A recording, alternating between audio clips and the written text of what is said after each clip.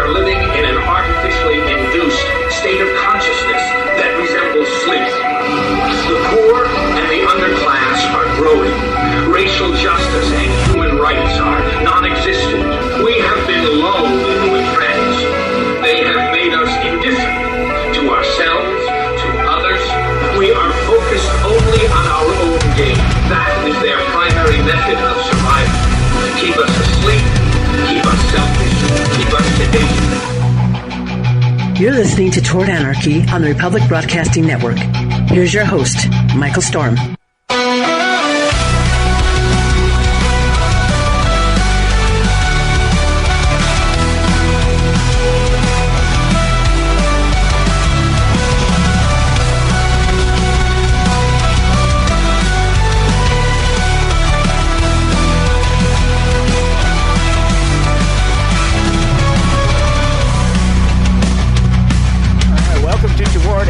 Thank you so much for joining me. We are at Toward Anarchy on the social media, wherever it is, and wherever you find me, wherever you listen to the show today, click, tap, or smash that like button, whatever you have to do to get it to respond to you. Do it now.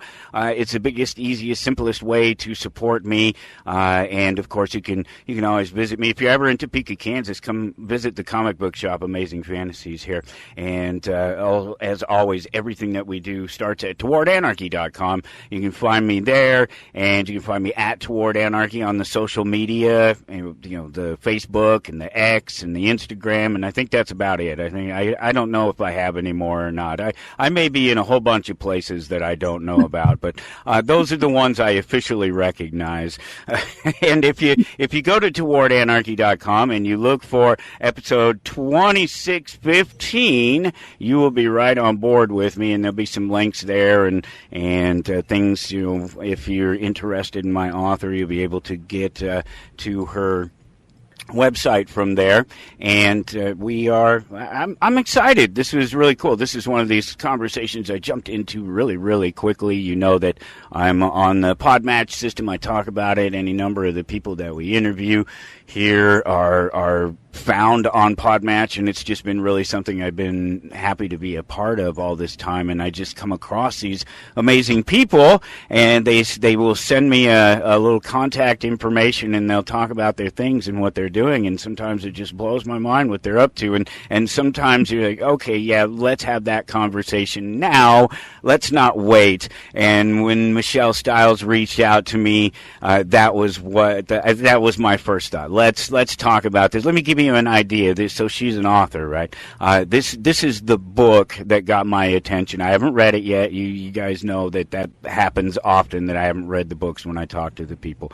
One Idea to Rule Them All, Reverse Engineering America Propaganda, book one of a trilogy. Now, this is obviously, this is right up my alley, right? So as soon as I saw that, I said, yes, let's have this conversation with Michelle. Smartsheep.com. It's SMARTSHEEPE.com. If you like what you hear and you want to know more about Michelle, that is her website, and of course that'll be at towardanarchy.com. It's episode 2615. Michelle, thank you so much for joining me. We had some technical issues trying to get connected, but I think we're rolling now, so I'm really excited to get a chance to talk to you. Thank you. Well, thank you for inviting me. It's fate. We got through the technology, right? And so I'm supposed to be here, and we're going to have a great talk. I'm looking forward to it. Yeah, me too. That's obviously you've done some other things, and let me mention some of those. You are an author, and this is quite the title here. Fast Track Your Recovery from a Total Knee Replacement, How to Eliminate Pain and Pain Medicine the Quickest Way Possible. That's just one title. and then also Color and Laugh Your Way to Knee Replacement Recovery. So I'm guessing you know something about knee replacement. Why don't you give me the brief on that? Well, my background is physical therapy, so I worked with a really good group in Virginia, and we were just cranking them out, and learned a lot of things from the surgeon himself. He was a great guy. I don't think they make those kind of guys anymore, real paternalistic in terms of his outcomes. And anyway, so I just put this little book up, and it's done remarkably well it's got to be over 10 years now. And then the coloring book is just based on my Irish humor. And, you see things up close, and you can poke a little fun at them. And so people really like it as a gift item. You know what I mean? Instead of giving somebody chocolate or flowers or something, they have a friend that's had a knee replacement, and so they just give them this coloring book so they can have a smile on their face while they're eliminating pain with my other book. Yeah, no, that's great. I think that's a great thing. There are some still out there. There are a few. Yeah. There are some. A lot of the doctors with the Free Market Medical Association. I have a regular conversation with a man named Dr. Dean Lloyd. And while he is not a surgeon, he's a homeopath and allopath. But he's his attention, and I think a lot of their attention now is toward sort of individual care, turning away from this medical system and the troubles from it. I mean, and not just because it has troubles, because it itself is troubling. So yeah, it's really great when you can introduce people to ideas like that. That's really cool. And so not a personal thing though. You didn't have to go through the pain yourself. It's just all the experience you had with other people going through it. Well, that's that's one of the. I remember. What is it? The cover of an album from the late '90s, mid-late '90s. I can't think of who it is, but it's a knee surgery. It just that's the cover of the album. It just shows the sort of brace holding the knee and then split open, and that's an album cover. Metalheads. So how do you go from being a physical therapist? Yeah, right. Go ahead. You already know. Bring it on. Tell me. No, it's it's not sort of a progression, but yet I'm just a secret truth that, many people out here, right, asking questions and seeing the political things. But I started this around 2008. I saw, Barack Obama rising, and I thought, in any real world regardless of what his skin color is or whatever, I go, well, you should have more. If you're going to be quote unquote leader of the free world, you should have more experience, right? He was a junior senator, right? And it just seemed like, wait a minute, are we just putting these people in as sock puppets? And I've never been a political person. I'd never really wanted to watch politics, and maybe I was sleeping in social studies class. I don't know. But that just kind of struck me, along with seeing some a power grab locally in my area. And it was like, wow, if it's this evil here, you know what I mean? Like, if there's a power grab for such a small anthill, what is it in Washington, right? I can't, because they go to the biggest hill first, right? The power, goes upstream. And so anyways, I just, you know what, I am gonna start researching propaganda. And so maybe it's a divine inspiration, I don't know. But so I just started reading, and I went to Creel, I went to Bernays, Lippmann. That was right around, World War. And of course, Creel is the head of the Committee on Public Information, right? And he wrote How We Advertised America. Are you familiar with that book? Yeah. Okay. So he's just doing a victory lap, right? And it just smacks you in the face. He goes, oh, so the greatest sales job in the entire world. He says that, you know what I mean? I'm paraphrasing, but in other words, he's, you think, wait a minute, shouldn't you either have good reasons for going to war or not? Right. And, selling a war just really seems offensive. And, I'm reading this and then I'm, of course, reading Bernays and Lippmann alongside of it. But then Lippmann is totally trashing democracy. It can't work. People are too stupid. You know what I mean? They can't possibly know enough about the complex environment that we live in. And so, we need to manage the news for the people so they can make sense of it, right? That's kind of the argument he's making in public opinion. And so, all three of those things, I just started talking to people and I go, do you know this? Did you know that we censored people in World War I?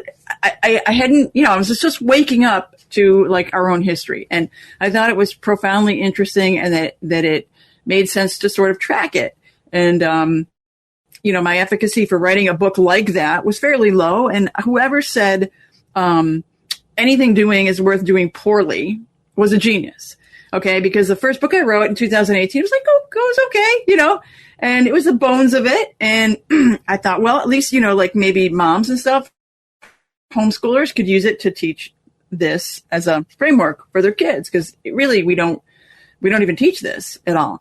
And our own history. Now they teach the fallacies as a antidote to propaganda, which is utterly useless because it's not reason that they're speaking to, right? They're bypassing reason. And anyway, so I thought, well, and then between 2018 and 2020, when the COVID hit, I realized between then, a lot of the flesh started filling in on the book. Right. I go, well, I got to add that story and this. So it rounded out to be a fairly decent book. And I thought, well, I got to write this. And I'm working and doing it, on part time. And then, how some things happen. My mom passed away in 22. And it was one of those things like, I'm doing it, finishing it, getting it out. And I did get it out in the fall of that year.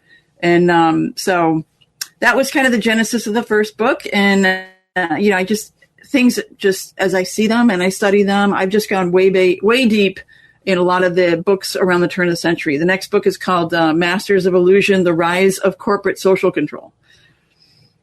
So that's going to take us back into the 1800s and follow a number of different paths. So anyways, that's how my synthesis has been in terms of following, pulling on strings, Michael, pulling on strings. That's all it is, saying like, wait a minute, what is this? I got to know deeper. And then, because it's insane out there. It's crazy, right? Your audience knows that. It's nuts. Trying to parse that together, right? And if you go back in history, it becomes, you see patterns and principles, you see economic power, you see the rise of just the communications reach. Right? Like the penny press was huge. In 1833, rural communities were pretty much isolated, right? They didn't, guy rides through and everybody goes, oh, the news, and runs out to greet them. But pretty much they're isolated and self-containing. And that means they're conservative, right? Because indigenous people, tribal people, they tend to remain the same for considerable length of time. When you start to have outside influences, it starts to crack that walnut. And the penny press was, press in general, the newspaper was 6 cents a page up until the penny press, which of course put it down to 1 cent a day. And every man could buy that then. And so all of a sudden, the reach extends in the cities. And at the same time, the railroads are crisscrossing the United States. And so now, boom, these major dailies are going all across the U.S. And they're being picked up by Mr. Everyman. And so that starts the rise of advertising and commercial society. And so, and that reach is profound because before that, if I speak, it's people in the sound of my voice, you know what I mean, that can hear me and be influenced. Or maybe a small town newspaper, okay, cities, we're doing it, but now we're talking nationwide, right? And then magazines come along, late 1800s, that's reaching a different audience. So it's so those kinds of things, stacking those together, right? I mentioned history, I mentioned economics, I mentioned the communication structure, the relational piece, which everyone picks up as propaganda, right? How language influences you. That's relational, how I can manipulate you, okay? And then the final piece of that framework is the selling machine that they created, okay? And it's different. It's how you put all these pieces together to manipulate opinion and control society. And they were putting really unique things together at the turn of the century that I track in my second book.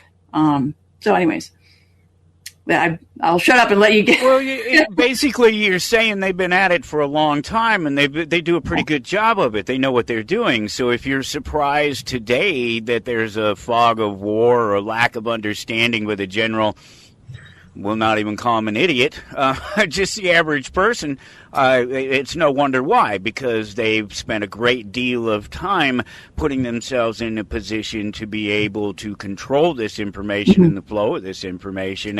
And it was still kind of a wild space, a Wild West space, even into when I first started in communications, because it wasn't centralized yet. It was just getting to the point where the mega corporations, the mega communications corporations were starting to buy everything up. Every little station around the nation, they were all Cumulus or something. So everybody owned them. And that was only just beginning. They were only just starting to consolidate, and it would be another 2 or 3 years before they actually came in and took control of the radio stations and the television stations by installing the emergency alert system. Before that, it was the emergency broadcast system. It was all it was compulsory, but you just complied with it. You just did it when they aired. You flipped the switch on and let them air their emergency information. Whereas this changed everything. It was actual electronics in the studio that took over the airwaves and broadcast whatever they wanted to broadcast. So even in my time, it's not been complete, but it has been completed in my time. There's no bit of information that they can't control. Whether they do choose to or not is a different story. But but this ends up bringing up a really central, important point in the idea of free speech, right? Because if I have like reach costs money. Okay. If I want to advertise in a newspaper, right? If I want to own a newspaper, if I want to buy social media now, if I want to, you have to, if I want to put up a website, but you have to market it, right? It just doesn't get traffic for free. And same thing with radio, a platform, and TV. And so you like, they don't mind if minor voices, because you can't pick up a big enough following. And if they don't, it's like a bazooka on the hill. You know what I mean? Like if they don't want you on that stage, they can invite you up or they can keep you out. And if you do manage to scrabble your way up to the base of the stage and you're trying to make you know what I mean? They can just train negativity on you, right? They did that at the early turn of the century with the real reformers like Bob La Follette from Wisconsin. And I mean, he was an anarchist, he was a radical, he was a socialist, and they do the same thing now. I mean, they have their pet names that they demonize people, and they're not to be listened to. They're the unsophisticated of society, and you don't have to hear them, actually. So, you go, well, when that disparity, that power disparity in reach comes into play, you and me, like you can have a free, we have a piece of paper that says we have free speech, but we don't have equal speech. I mean, and then add front groups to that, right? Michael, add front groups, where they just, buy an organization and put it out there and it looks neutral, but the money behind it is totally something else, right? The national, they called it the National Citizens League for the Promotion of Sound Banking. Have you heard of that? No, no, most people haven't, but that was one of the things that the bankers used to sell the Federal Reserve Act of 1913.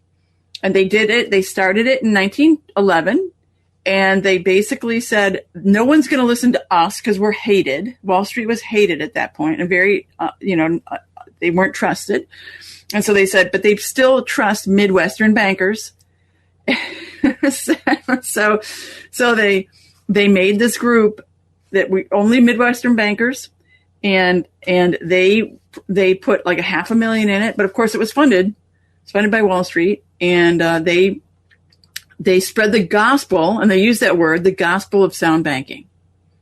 So, I mean, and again, that's expensive speech that looks neutral, right? It looks like the self-interest is wiped away off of there, right? And so, but it ends up influencing a lot of people because they think it's okay, right? They think it's coming from a neutral, unbiased source. Is that noise? Can you hear that? Yeah, there was something there, huh? It was my AC kicking on. Do you want me to turn it on? What an abs, nothing. No. Can you cut it out? I thought maybe it was something on the other side of my door, but no, it's fine. No. Okay. It didn't. It was no biggie. I just heard it was all. Okay. And I'm just hyper aware of everything that's going on around me anyway because it's so quiet. Yeah, no problem. Wow. there's a lot here because that control of information is key to everything that they're able to do, and we're experiencing it right now. It's been a very interesting thing to see. This is the first time that America has got to deal with a lot of this, like the drones, the small drones. Obviously, we've had the big weapons of war drones for some time now, but the smaller drones, this is the first time that we've got into combat and been involved with that happening, and so there's something interesting going on there, because part of the problem with the drones is that they're not like they're not like giant military aircraft or boats that you see sort of flying overhead, or troops that you see coming at you wearing an American flag. They can have any flag on them. You don't know where they're coming from. They can be used against us. They can be used by us against us. They can be used by individuals. A guy with a backpack can fill a backpack full of these things, and I mean, take out an entire building, entire neighborhood, entire city with the thing, depending on how weaponized the things are and how controlled they are. They've been trying to build our own troops to be able to do these sorts of things with these types of weapons for years. And the fog of war that surrounds everything, the fog of war is already a real thing, but now we have this sort of fog of war with controlled information and total controlled information. There's nothing left anymore. If you are just a normal person and you don't understand that there are other resources for information, and you get your information from CNN, Fox, name them, MSN, it doesn't matter. If you're getting your information from mainstream, even PBS, mainstream radio or television, you have no clue what's going on in the world. You are completely I believe those people probably have a hard time putting their shoes on every day, because they're completely. How would they understand the world? When I go to look at the news, I'll give you an example, because all I do is I try to stay, because of the algorithm, right?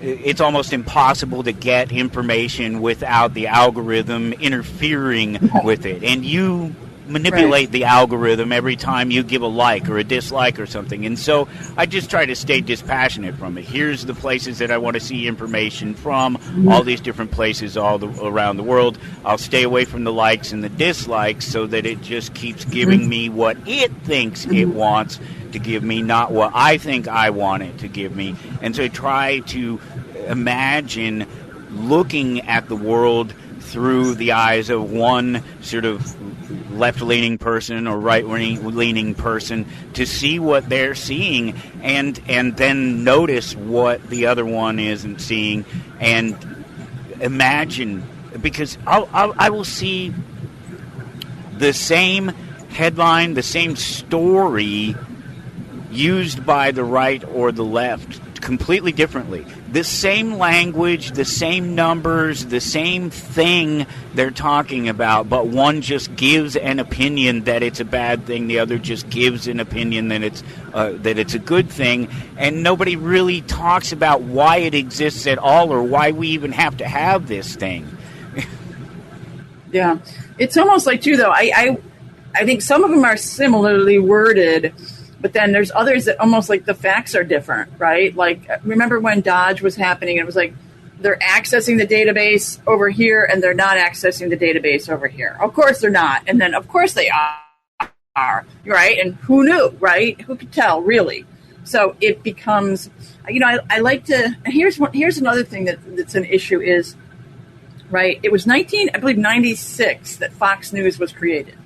Okay, and so before then, we had everybody essentially drinking from the same stream, right? So they go to mainstream media for most of their news, and it's tacking leftward, okay, for a while. And so the right is getting disaffected, saying, well, it's not addressing our issues, leading to the perfect scenario where Fox News kind of breaks off from the mainstream, right?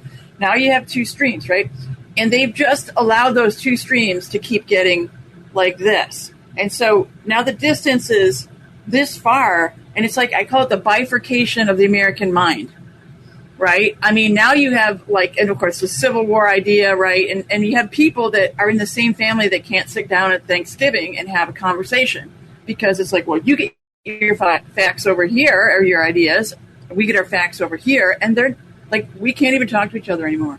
And so it's, I think it's intentional. I think they knew exactly what they were doing, driving that wedge into the culture where, if you can't agree on the basic facts of what's happening in the country, right, you're not going to be able to, you can't be united, right? It's difficult. Well, it creates two states. It creates a state of unknowing, which creates a state of fear, or it creates a state of fear. Either one. But they both end up in the same place, and you have people who are paralyzed, unable to do anything, because that's the one thing they always leave out about the human response. They say fight or flight, but the actual thing that most do is freeze. And that's what most people have done. They're frozen in their lives. They're frozen in this division, and they have no way. Yeah. They have no concept of even how to get out of it because they don't really have a concept of what their life could be like without it. They don't understand that they are controlled and that everything about that their reality is contrived and that it's completely different when you step outside of it. Yeah, I mean, right, so you got the left going, it's the right-wing, neo-Nazi, fascist, bigots, and then the right is pointing back the cultural Marxist, deviants, whatever, whatever they want to point at. And it's like, okay, so those two are the enemies, but, and then the real thief is, getting away with murder, not being, it doesn't have the enemy planted on his head, right? And so these two are almost at war with each other, and yeah, we're in trouble, and it's really hard to talk to people. I just, for the most part, I really gravitate toward people who are questioning. They see the noise, they see the hatefulness, really, especially since COVID, right? That really drove the wedge there, and it's not getting any better. And so if they're disaffected with that, I can have a conversation with them. But if they're just spewing talking points from either side, I just there's more to it. You really got to look at history and move on, because they're just, until something happens in their frame of the world. For me, something doesn't fit in the little frame that I have about the world, and I need to ask more questions, because how I've been looking at things is not right anymore. And until somebody comes to that conclusion, it's pretty hard to have a dialogue with them. Well, that's that Overton window view, right? It's controlled for them. That's the thing about it. Mm-hmm. And the beauty of the Overton window is that this is it for most people these days. It's this thing right here. And while this is just as good as any technology or just as bad as any technology, the fact is it's used against us. It's weaponized against us. All this information and these tools are weaponized against us. Everything is turned into an opportunity to either create dollars for somebody or to create votes for somebody. Mm-hmm. Yeah.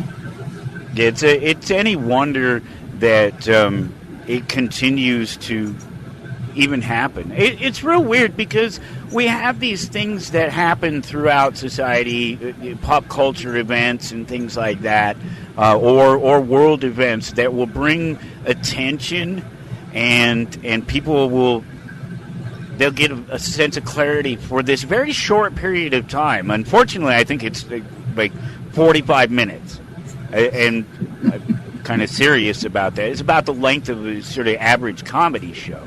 Right, because if you look at pop culture in particular, comedy, you look at somebody like George Carlin or any number of people in and around that sort of conversation that was being had 50 years ago, or even before that. It seems like everybody's paying attention, but they're only paying attention for the 45 minutes that the show is being put on. After that, they forget what it was all about.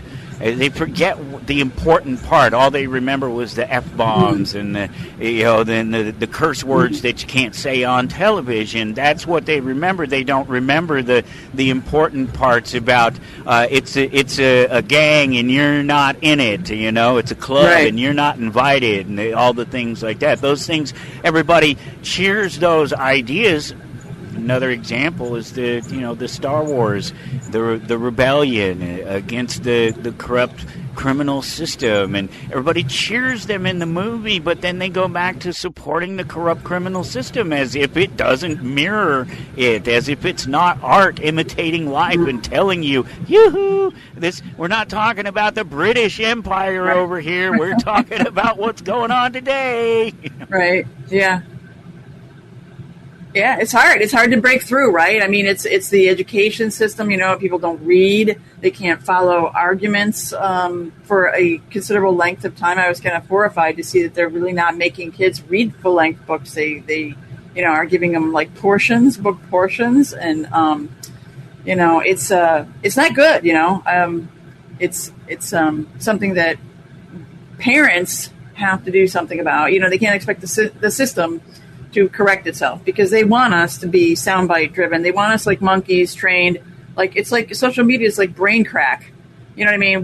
Here's a cute little monkey. Oh, here. And, before you know it, half an hour of your life that you can never get back has been spent just scrolling some mindless, idiotic thing that they have the algorithm for, right? And if so only half an hour. I see people burning off time. Yeah. Yeah. Just going, and that's not to say that it's necessarily all bad, but it's the constant distraction. It's the totality of the distraction, not the individual distractions themselves. Mm-hmm. Yeah, exactly. I mean, I'm like really anti text message. I don't want people to. I don't give people the ability to just knock me on the shoulder at any time and say, I want an answer.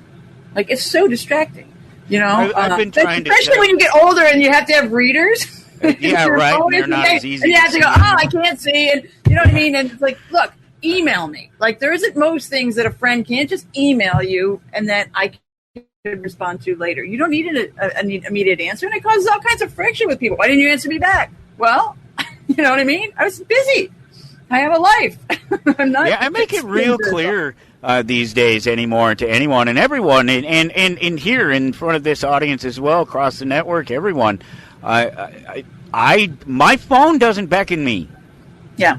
The notifications, none of that. No program tells me it's time to check. It doesn't tell me I just got a new text from so-and-so. It doesn't tell me that somebody liked my post on Facebook or Instagram. None of that. And I'm actually somebody who uses those things in a way to market myself. But I don't let this thing control me. Yeah. It's bad enough that I go and browse it when I browse it. I will not have it tell me that it's time to start browsing. Not even my favorite video game.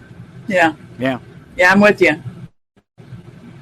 Oh, it's just one of those simple little things that you can do to try to set yourself free from unnecessary things tying you down, always trying to get your attention away from whatever it is that you're doing.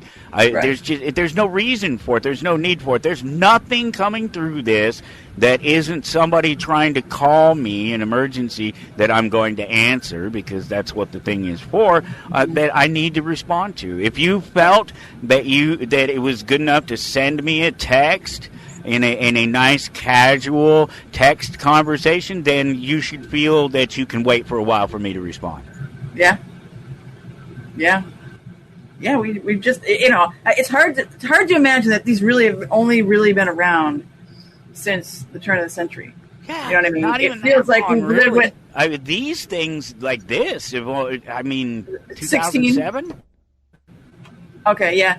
No, it's hard to believe that we grew up without them. I mean, I go back and I think of that. I'd go back to that any day, myself. You know what I mean? Even with I wouldn't miss it. I don't think I would. I don't know why I would, because it doesn't dictate my life. So many other people do, though. Someone wouldn't give it up, right? Offer them the $1 million to give it up for 5 days or something like that, and they couldn't do it. You just leave it right in front of them, leave the text on, all the notifications on, until you can't touch it, can't move. You can eat, you can get up and go to the bathroom, but that phone's going to be sitting there beckoning you the whole time.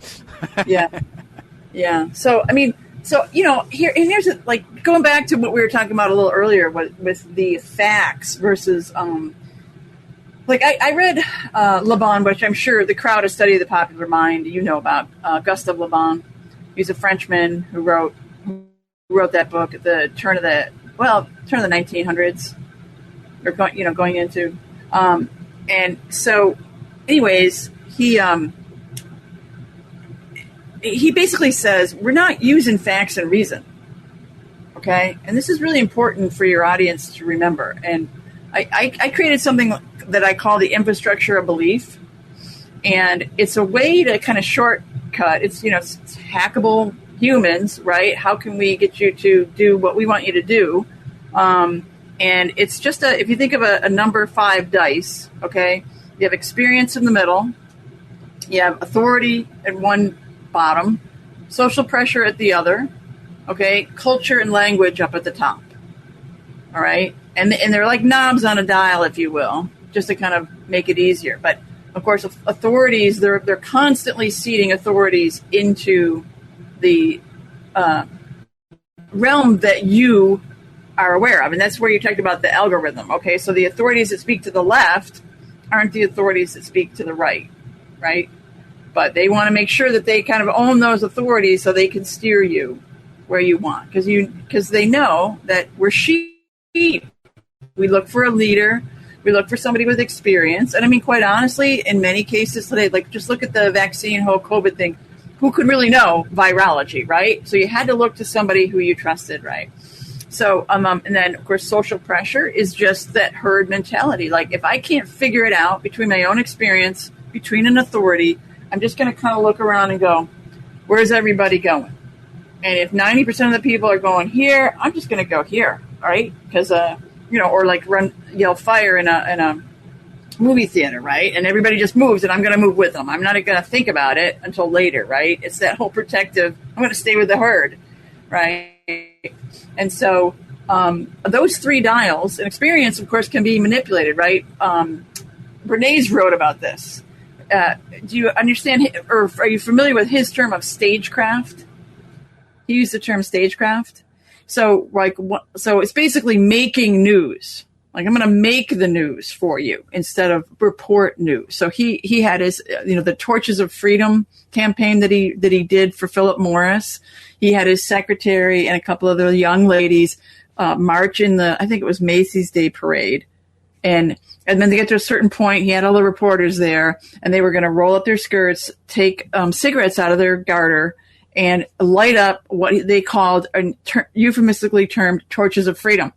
And it was sold as equality with men, right? The women now wanted it because, at that time, you were a bad woman. You were on the dark side if you were smoking, and respectable women did not light up. So he had been contracted by Philip Morris to sell cigarettes to women. And so this was stagecraft. This was, this is an inorganic, made to look authentic of a clamoring for women to want to smoke, which wasn't actually true, right? There was no one doing that except for him. So that's where experience can be manipulated, right? Because you see that, or it was in the paper, right? It's reported on, and you think, oh, people want to smoke, right? They want to smoke. He also said in that same book, the propaganda book, he said, okay, the politician of tomorrow is no longer going to speak to you about tariffs. Okay. He goes, what's going to happen is the world around you is going to be filled with this lesson, right? So for example, before the president speaks on it, they're going to have men of prominence go to this important function in, like, if they want to change the wool tariffs, they're going to boycott wool. So they're going to wear cotton suits to this important function. And that's going to get broadcast. It's phony, right? It's made as part of this campaign. Somewhere else, they're going to be reporting, or they're going to do a survey on how, not having affordable wool products is hurting the poor. Okay. And over here, you're going to have some middle-class people, boycotting, wool because of the high prices for their businesses. Okay. So he said, before the leader even speaks on it, these are experiences that people go, oh, this is really real. You know, like seeing is believing with your eyes. Remember that. Seeing is believing, right? Trust your eyes. Okay. Trust the experts and trust what others are doing, right? That's how we're built. And so they hack into that system, right? It's not facts and reason. So they manipulate experiences around you with PR. Okay. They put the authorities they want you to believe into the system, and then they wrap you around with everybody's doing it. And so you should too. Right. And so those are those main kind of pillars that they're constantly using. And so even your side that you've been trained to know and love, you know, they're getting through to you through trusts, not lying. You see what I'm saying? It's different, right? It's not like people, well, I can tell a lie. No, they're setting up the trusts for you to believe, and they're getting through both sides, right? Because these trusts are set up over here for the left, and a similar set of them are set over for the right. And so that's what people really have to realize, because facts and reasons have nothing to do with that, right? And being able to no fallacies, no logical fallacies is actually ridiculous. It's no help.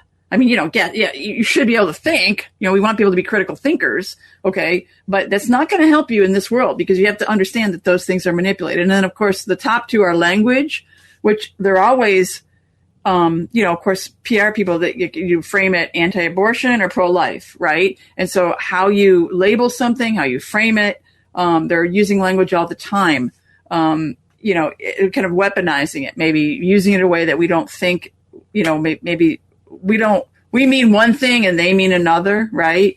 And so there's ways that they can manipulate that. And then the culture, of course, they're always seeding things right into, the movies, the things that are around us, the sitcoms, the things that they're normalizing, so, putting into the schools and socializing. So you have all those things, that I call the infrastructure of belief, that are helping you, decide on any particular given item that comes up in front of you during the day. Does that make sense? Is that helpful? No, absolutely. I think that's a pretty clear explanation of it. In fact, I think it works. I like the idea of the sort of knobs and sort of turning.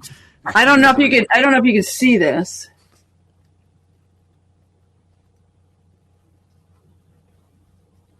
Can you see it?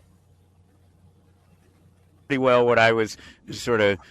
That's pretty well what I was sort of envisioning. Yeah. Yeah. Okay. So it's a way. I can send this to you if you want to put it up in the thing. But it's a simple framework to go. Oh, you know what I mean. And again, parents, we need to be teaching kids this, because it's not getting. You and I lived a significant portion of our life without this phone or without a computer, and the kids are being indoctrinated from this since the time they can hold it and use it, or the parents give it to them. And so they have to understand what's being done, so that they're just sheep following along. And so that's why the first book I created with a study guide, actually, so that parents could sit down with their kids and really go through this. Take 12 lessons, or do some even if you're not homeschooling, you could certainly do this as a extra topic, and then help your kids start to navigate this world. Because it's, even if you understand and you're not being manipulated,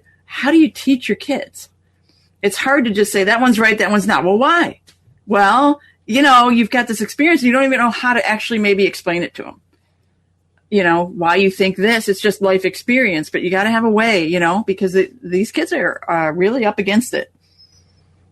Yeah, it's been, it's an interesting struggle. I have children that range from 14 to 25 now, and so I'm still going through it in some sense, but I've had two of them come out the other side of it, at least that propaganda side of it, through the manipulations of the public school system, and they came out on top of it all, and they went through all the same things, and this sort of social manipulations and these we could go on and on about the weird things that are going on in the schools. My wife was a teacher for a while, and so we have sort of some inside baseball understanding of that system, not just somebody who sat on the outside of it and gone, geez, that thing is really screwed up. No, we've sort of sat on the inside of it and gone, geez, that thing is really, really screwed up.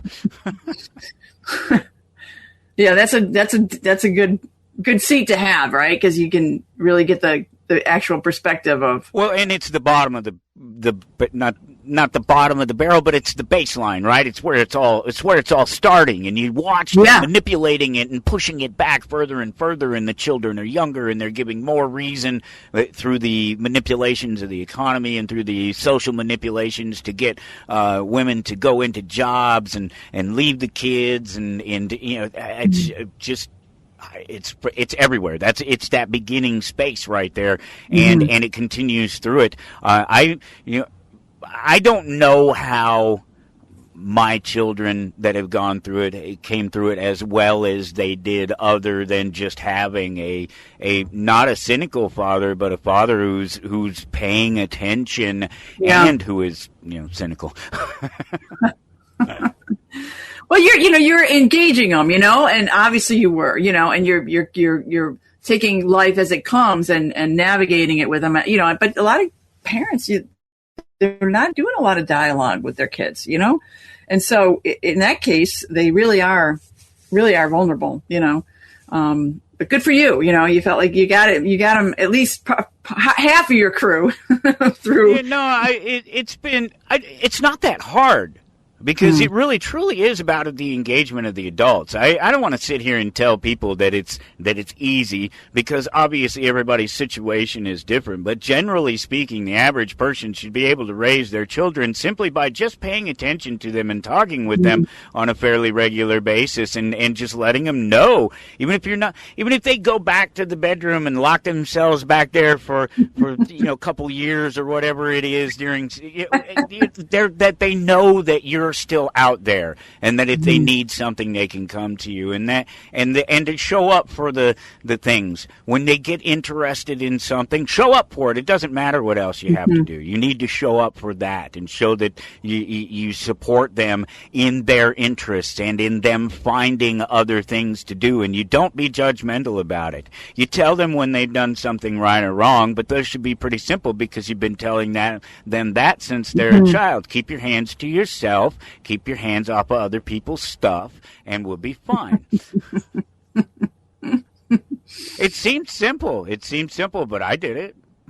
And I'm one of those, sort of unparenting types. I've not put effort into parenting my children. I let my children grow up, and they're very smart, they're very intelligent, they're very respectful of other people and ideas, and they're doing their thing, they're not out there creating a bigger burden, and there's those people are everywhere.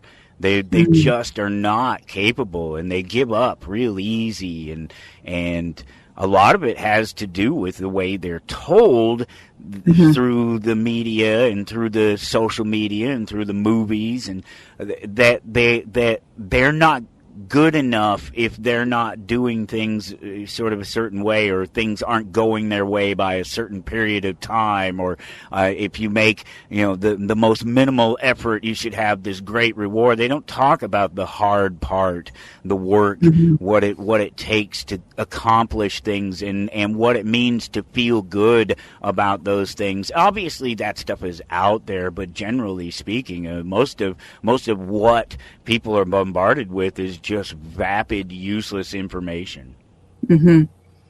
Yeah. I don't know where we go from there.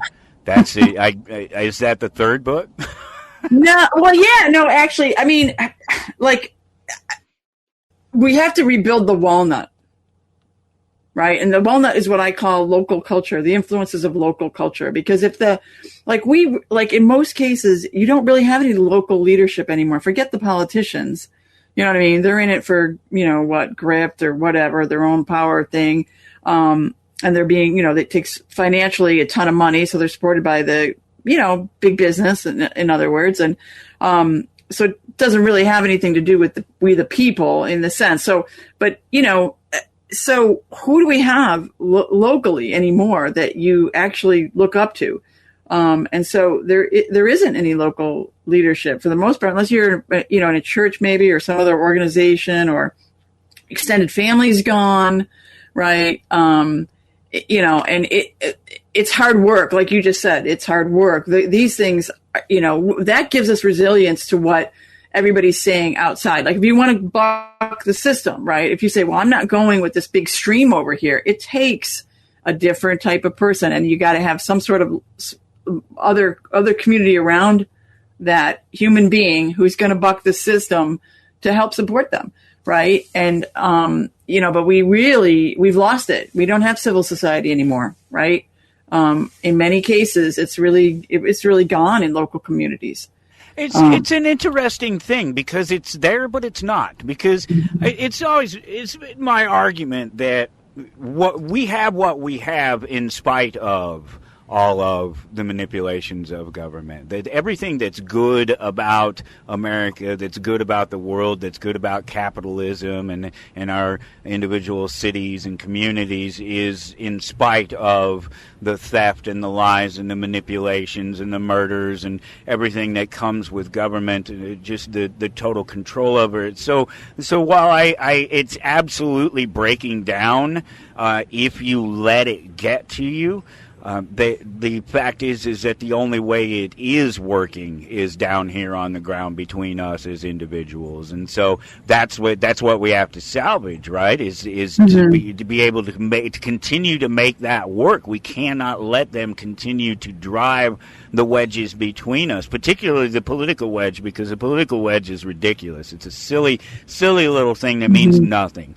Again, you just said it. It's that politics, and politicking, it has nothing to do with taking care of community and taking care of your neighbors. That's what we have to do ourselves down here on the ground, and we've done a really good job of it. It's slipped a little bit more in the last few years, but then again it hasn't, because I think it's also reflected in the fact that we're seeing this sort of crime is at sort of historic lows, really. And so that tells me that even while we're still struggling to get along out here in spite of this, that we're finding other ways to get along out here. We're making it, because with the collapsing economy, with this slow train wreck of an economy that's happening all around the world, certainly with the dollar, as it's happening, we're finding ways to mitigate, and it should be worse, right? It should be much worse than it is. Things should be, I think, much worse than they are, given how bad it is if you look at the individuals. So I think we're still fighting for ourselves and for our communities, but I don't know for how much longer or if it's sustainable. Yeah, well, I personally think, unfortunately, I think it's going to get a lot worse. Yeah. No, I think it has to. It's going to get better. And we haven't really been tested yet. No. I don't think. Marginally, it's things have stayed, decently okay for us. But the leveraging is going to get really more severe. And that's what I see is the slip, right? It's slipping away from us.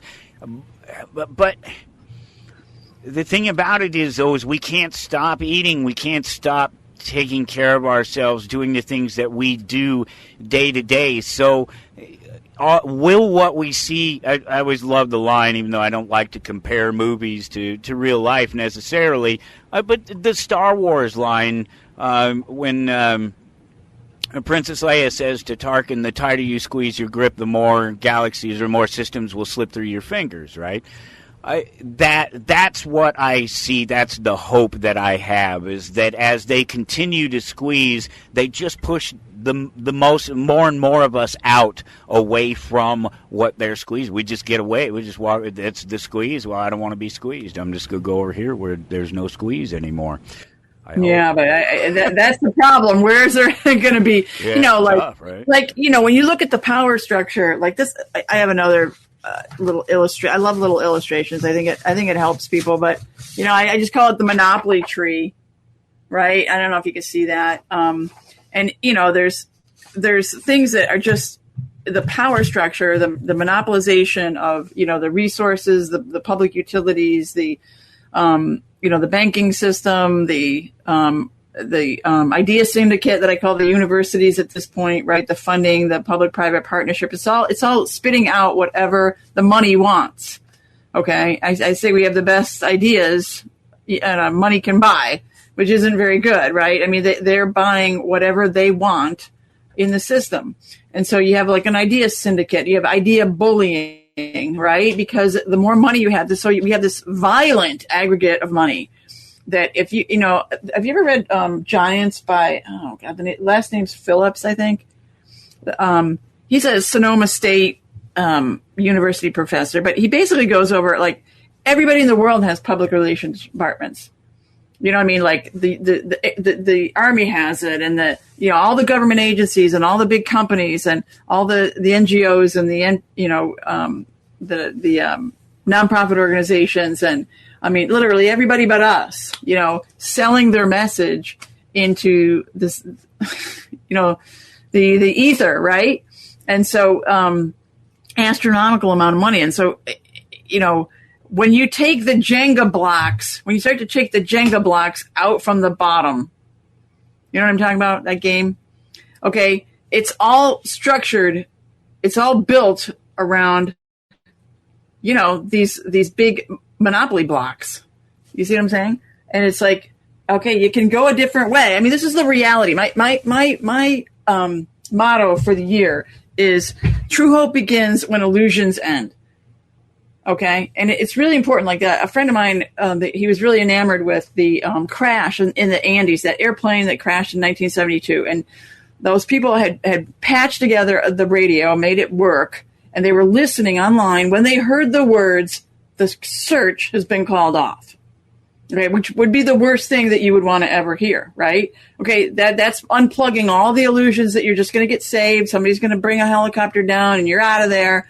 Okay, but it's probably saved their life to hear the worst, because now they go, "Oh my God, it's just us," and they have to do something. Well, they ended up doing cannibalism, right? But they ended up getting out. They walked out and got to some post or something like that. But the idea is that you got all these illusions that this is going to save you, or this is going to come through, or that's going to, you have to really face the facts. And it's tough. And that's why I'm saying this monopoly, this structure is all built on top of each other. You know what I mean? The dollar system, all the pensions, and you know what I mean? If you want to divorce yourself a little bit from the system, it's not happening with the system maintaining its integrity. And so it's collapsing, whether we collapse it first or they collapse it. Yeah, no, that's it. It's all just sort of a race to the bottom, unfortunately, and that's all you can do is just sort of arm yourself with the information and the tools to know when the worst of it is coming. Because there's no real way to know. That's the truth of it. Is that there's nothing you can do. No bit of one piece of information that's going to solve it or protect you from any of it. It's a greater knowledge and understanding, and hopefully, getting along with individual communities. And there's so much more. And unfortunately, we're out of time. That hour is gone. We burned that bad boy. We may have to do it again. We'll just continue at part 2 sometime.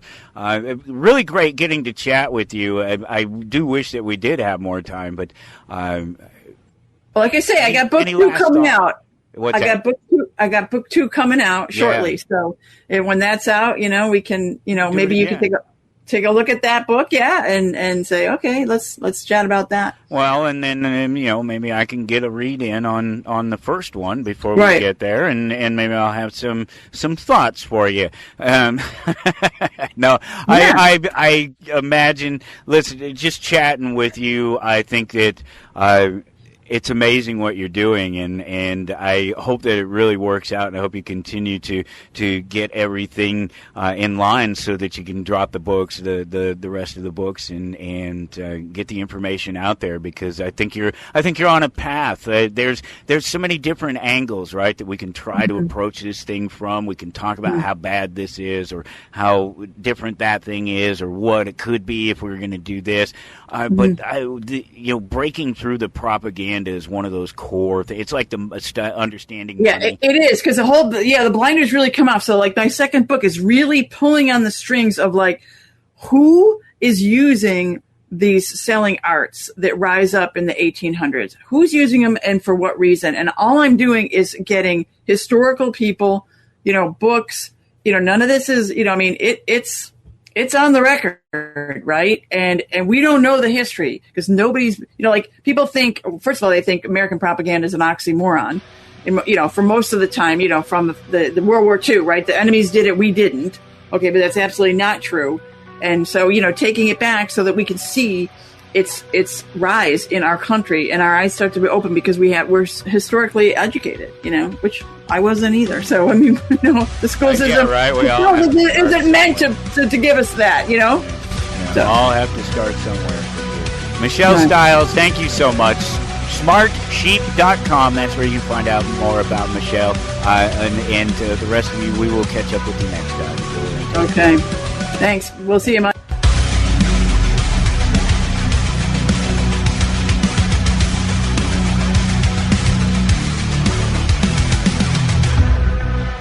You're listening to Toward Anarchy.